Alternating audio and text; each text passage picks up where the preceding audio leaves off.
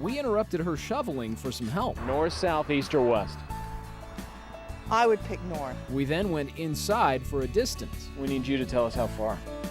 7 blocks.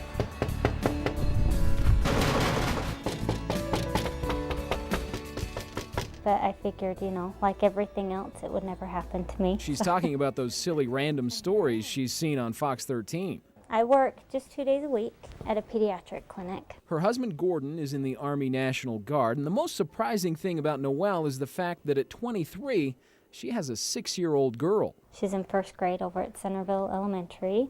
She's a great teacher. She's extremely shy. Noelle was pregnant with Cadence at 15. My dad gave my husband 3 choices.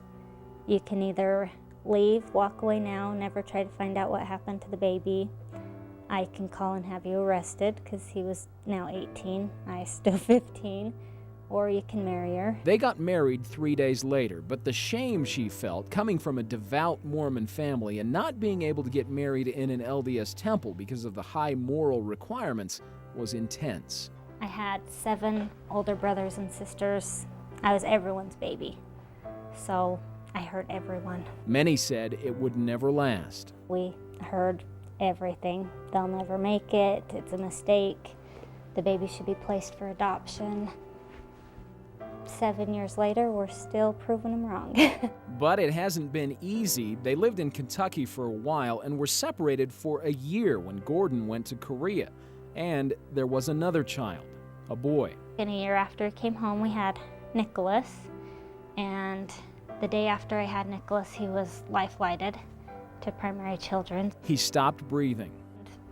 We've never gotten an explanation as to what went wrong. That, I think, was the first time I ever turned to my mom and said, I'm too young.